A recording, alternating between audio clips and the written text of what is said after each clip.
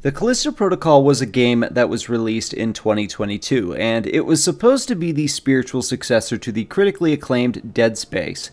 Now, both Dead Space and the Callisto Protocol was created by Glenn Schofield, and I've talked about this guy in a video that I posted about 6 months ago, because this guy has basically failed with every game since Dead Space, and I believe he should have just retired a long time ago and stopped taking people's money. But that's not what I want to discuss today. The point of today's video is I want to go back and look at the Callisto Protocol and try to figure out what went wrong behind the scenes and what went wrong in the game.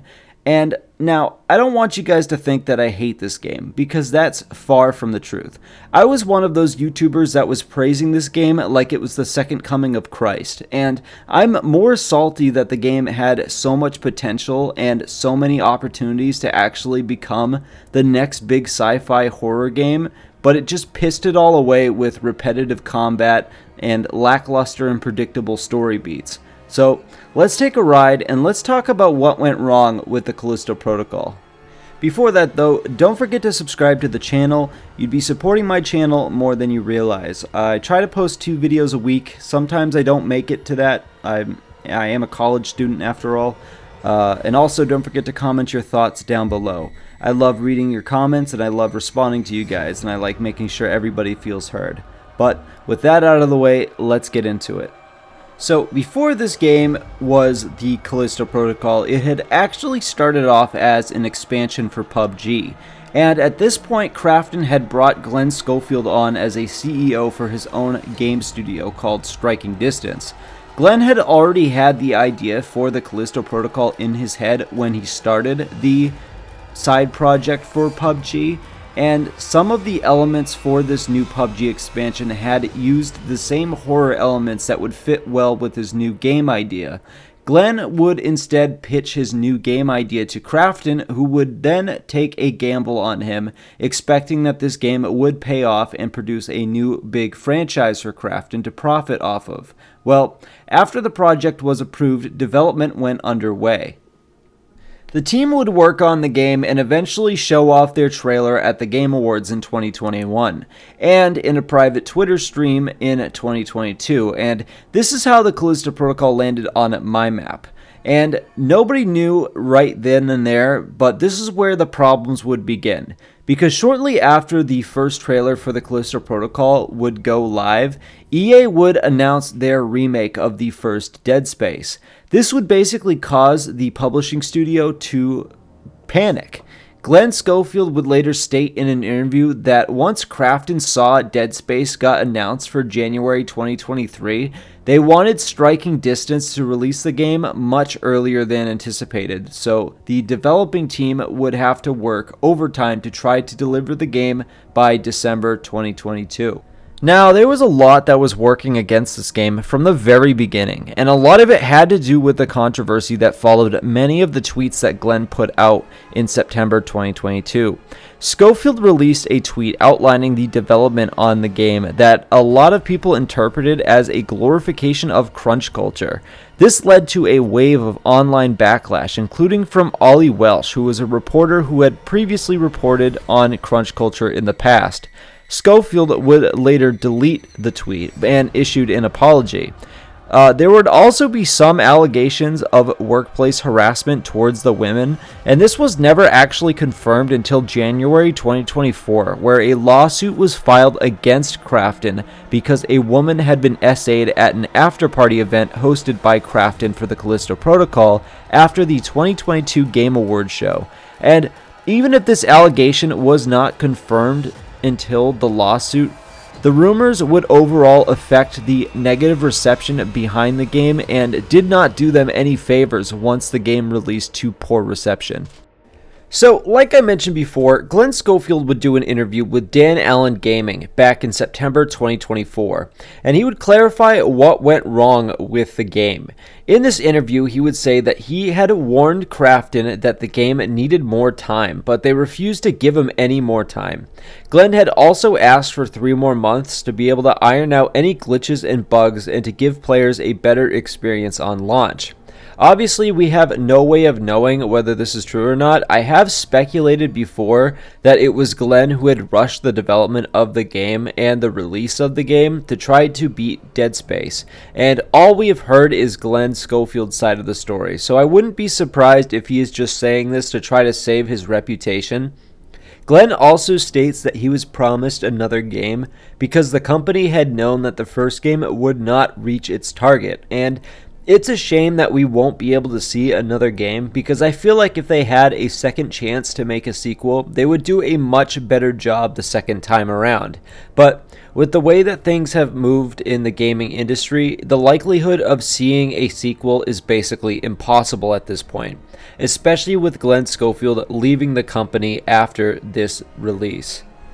Now, this whole segment just covers the Callisto Protocol behind the scenes because, I mean, if it wasn't for the greedy corporate overlords and their incompetence, maybe this game could have had a chance if they had had those extra few months to work on it.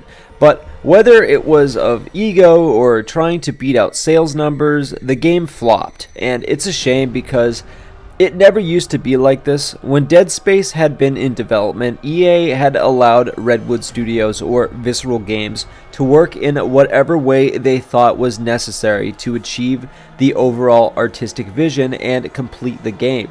And it definitely paid off, but unfortunately that just does not seem to be the case for making games nowadays because unless you know it's a guaranteed sell, most companies will not greenlight a risky project nor give it a decent budget to succeed. This was not the case with the Callisto Protocol, as this game had one of the biggest budgets for any game in recent years with a whopping $162 million budget, which the studio has yet to recoup. Because, I mean, this is just an insane amount of money, and to only sell 2 million copies is just crazy. But regardless, if they had just let the creative process continue, the game could have been much better. But let's get into more of the gameplay elements that made this game not a success. So the first issue I have is the hidden loading screens, and if you're not aware of what that is, I'll explain. So a hidden loading screen is when a game is very big or has an insane amount of detail to where the developers will add some kind of segment in that acts as a way for the next area to load up without having to put in a physical loading screen, whether that be through cutscenes or things like ladders, elevators, tunnels, other stuff like that. One of the biggest sins I believe this game commits is the amount of ventilation shafts your character needs to climb or walk through, and I believe the vents make up about 35 if not 40% of the game, and this is something that gets old very quickly. You'll be exploring some cool icy area and then immediately get funneled through an underground area full of vents, and then ladder climbing, and it kills the pacing for the game and makes it extremely repetitive to experience for about 8 to 10 hours. I would say this game acts more as a climbing and crawling simulator than it does an actual horror game. Don't get me wrong, Dead Space had the same idea with Dead Space 2 and ventilation shafts, but those vents are done far and few in between. I'm sure if every room you explored in Dead Space had a vent that you needed to crawl through, people probably wouldn't have enjoyed it as much as they did. This was one of the first issues I picked up on when I played this for the first time, and when I had played it on stream back in the day, we actually had a counter going for the amount of vents that I had to crawl through. I don't know what the number was by the time I finished the game, but it was extremely high by the time the credits rolled. So the next one I want to talk about is bad enemy variety, bad weapon variety, and bad combat. This is something that might seem like a small criticism to some people, but me personally, I was extremely disappointed with the amount of enemies that you come across when you play this. If I remember correctly, there was about 4 to 5 enemies that you encounter, and each had a mutated form, and again, it becomes repetitive, especially once you get the dodging down. It loses the entire horror aspect, and you just know what to expect.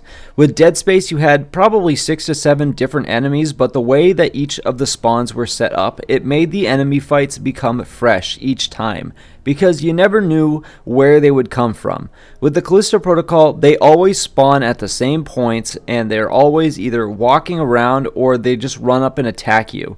And there's always a stealth option as well for some areas, and it'll just mix these up as you progress, and it gets so tiring to do this after a while.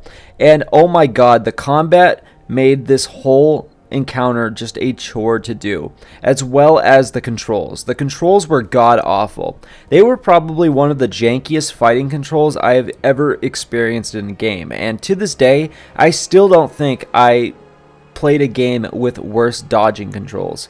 I don't know what they were thinking when they added this in. I mean, having the dodging controlled by a timed right stick, left stick dodge was absolutely horrible to figure out right off the bat.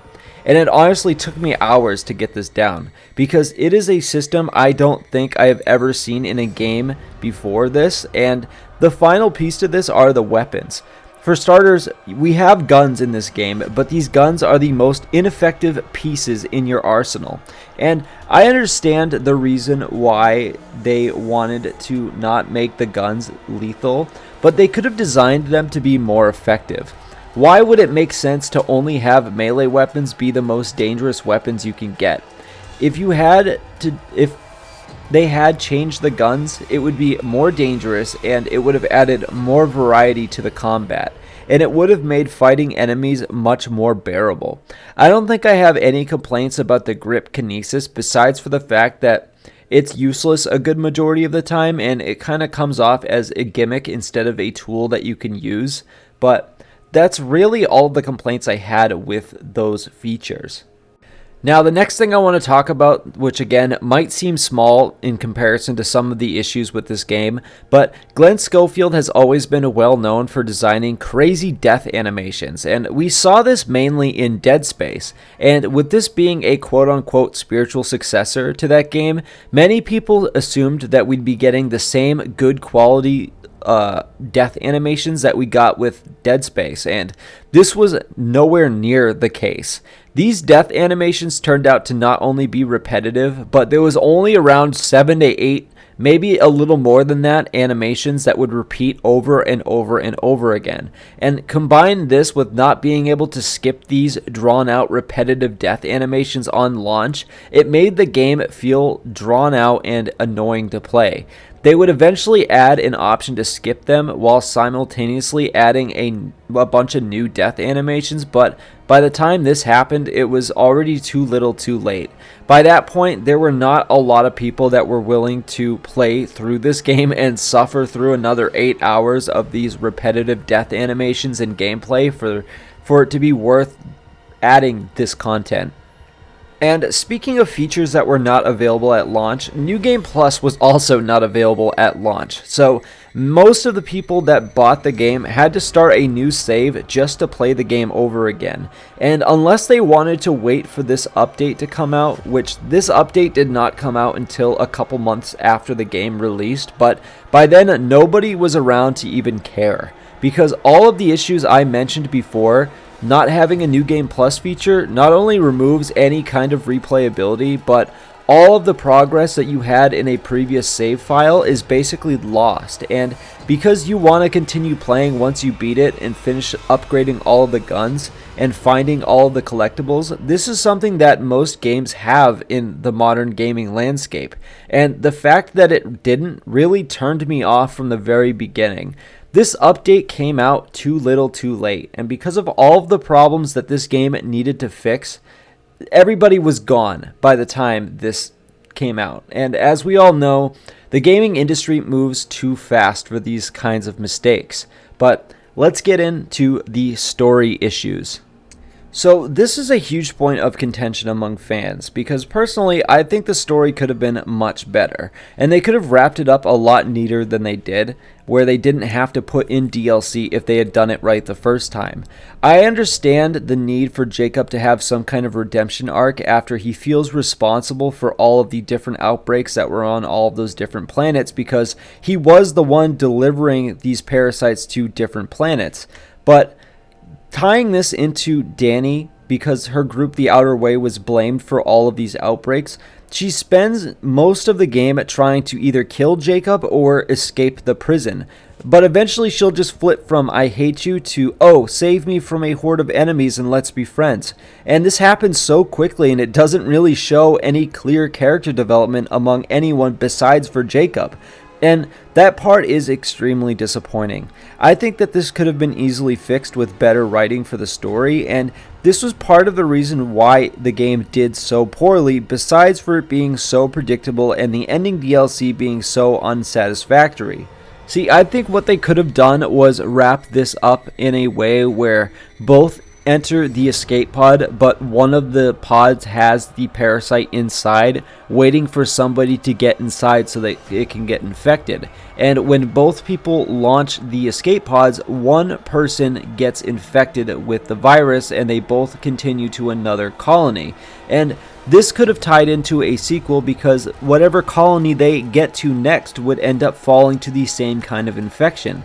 And either they could have let Jacob die at some point between the first and the second game and let the next protagonist deal with the new outbreak, or they could have kept Jacob in the game.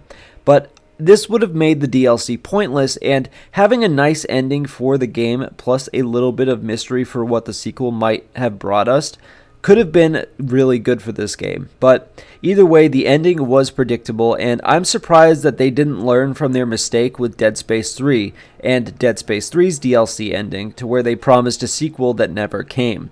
So all of the points I made earlier, plus this poorly written story combined with this entire game, it just failed spectacularly. So the issue with the Final Transmission DLC is that a lot of people wish that that's what we got for the story, because the gameplay elements were much better this time around. The issue that a lot of people had, though, was a lot of people saw this as paying for the real ending of the game. Now, the big problem with the Final Transmission DLC is that so many people saw the cliffhanger that the main story left at, and everybody thought that Jacob was going to be able to escape and he would not die inside of the prison. But instead, we get to play through 3 hours of a small campaign where we find out that Jacob was dreaming the entire DLC experience, and Dr. Mahler is uploading files to Danny's Neuralink, which would expose the warden for what went down in the events of the game. And they could have done a much better job and let him escape and kind of give us some kind of closure to the game.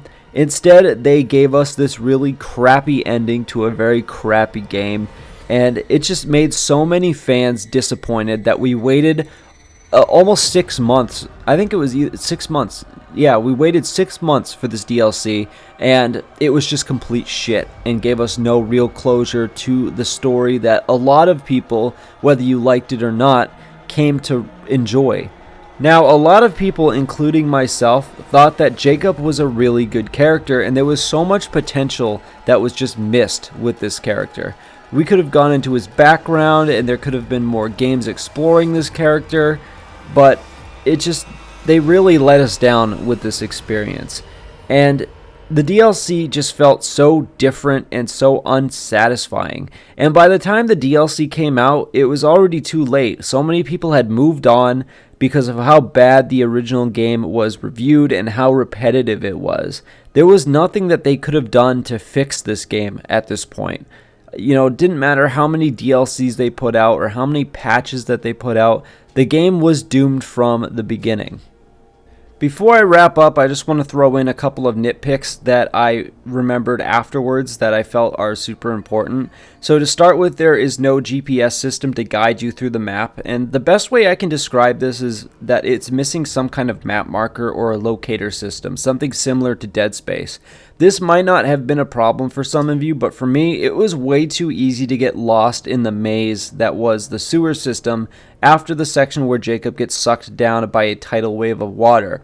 For this section, there's just so many ladders and switches that you need to pull to get the door open, and you just continuously get stuck in trying to find your way around, and you end up walking in circles. And this happened to me more times than anything else while I would play through this game. I had gotten lost damn near every time I got stuck at this part, and I had to look up guides to figure out where I was going. To this day, that's just something that I wish that they had added. But let's wrap up with my final thoughts. So, I in no way hate this game. I actually still come back and play this game every now and then, but not with as much pleasure as I do with Dead Space.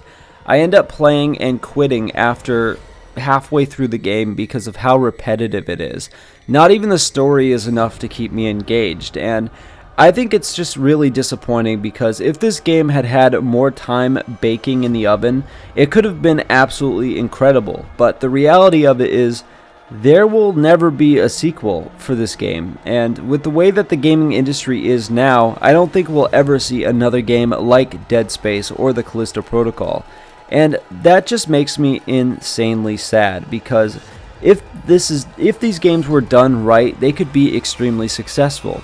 We already saw that with the Dead Space franchise. I mean, it's a no-brainer. The Dead Space franchise makes a ton of money just based on the name. So many people have good memories of this franchise, and EA has completely trashed that franchise, and we'll never see another game in our lifetime. But the Callisto Protocol could have been a good opportunity to compete with this and maybe even take the reins over from Dead Space. But because of all of these mistakes that I've mentioned throughout this video, we'll never see another game like it. I mean, we have so many horror games right now like Outlast, Resident Evil, Amnesia, but nothing like sci-fi horror like Dead Space or Callisto. And that is something that I know I will never see in my lifetime, and that is Dead Space, because I love Dead Space, and it's one of my favorite horror franchises, and I just wish that we could see another game. But the main takeaway I want people to get from this video is that we are stuck in a time where games are being made by AI and small indie companies. Most AAA companies are so scared to take risks that it has brought us to a generation that if a company cannot continue to suck the life out of its consumer base, then they won't even try to release the game. And keep in mind that these are billion-dollar corporations, and they would rather screw over the players than have dedicated so much of their time to them for decades. And they put out these pay-to-win cosmetics or lock out the real ending to games behind DLC. And 2023 was the end of an era for any real passion in games. Single-player experiences are dead at this point because so many companies have the most unreal expectations for what game sales should be. But, ladies and gentlemen, the Callisto Protocol is the last decent single-player horror sci-fi game that we're going to see for a very long time. But that's all I really have for you guys. If you enjoyed this, don't forget to like, comment, and subscribe. Comment your thoughts down below and subscribe to my channel, and go watch another video to help me boost my channel into the algorithm. It would really help me out a lot. Once again, guys, I love you all, and I hope you have a wonderful Christmas. Have a good night.